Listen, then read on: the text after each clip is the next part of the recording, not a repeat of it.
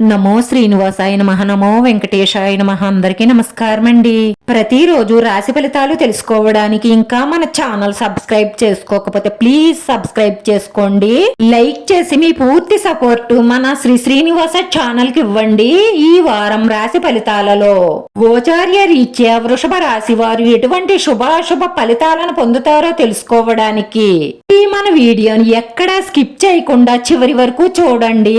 శివారికి ఈ వారంలో స్త్రీ సౌఖ్యము కలదు.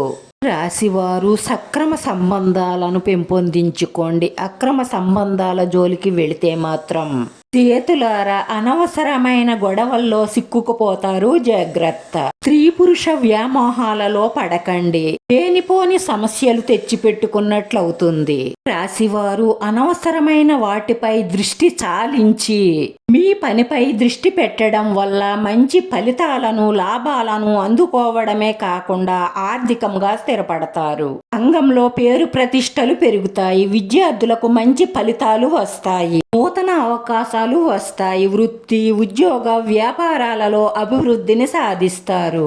ఈ పోటీ ప్రపంచంలో మీదైన స్టైల్లో విజయం సాధించుకుంటారు. మీ ఆత్మీయక స్త్రీతో కలిసి ముఖ్యమైన పనిని విజయవంతం చేస్తారు. అధికారుల అండదండలతో అభివృద్ధిని సాధిస్తారు. విదేశాల కోసం మీరు చేస్తున్న ప్రయత్నాలన్నీ మీకు అనుకూలంగా కొనసాగుతాయి. మీ తోటి వారి పనివారి సహాయ సహకారాలతో ముఖ్యమైన పనులు పూర్తి చేస్తారు. వ్యవసాయ రంగాల వారికి కలిసొచ్చే అవకాశాలే ఎక్కువగా గోచరిస్తున్నాయి.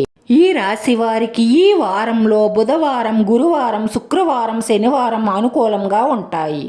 ఈ వారంలో మీ నోటిని అదుపులో ఉంచుకోవాలి. జీవిత భాగస్వామితో కానీ బయట వారితో కానీ వ్యాపార భాగస్వామితో కానీ గొడవలు వచ్చే అవకాశాలు గోచరిస్తున్నాయి. జాగ్రత్త.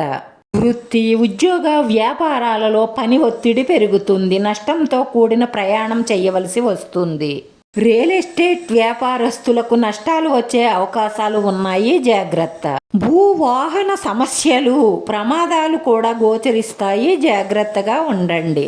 ఈ వారంలో నష్టాలు రాకుండా ఉండడానికి లాభాలు రావడానికి సుబ్రహ్మణ్యేశ్వర స్వామి అష్టకం పారాయణం చెయ్యడం, సుబ్రహ్మణ్యేశ్వర స్వామిని దర్శించుకోవడం వల్ల మీ మనసులో ఉన్న మంచి సంకల్పాలన్నీ నెరవేరడమే కాకుండా మానసిక ప్రశాంతత లభిస్తుంది.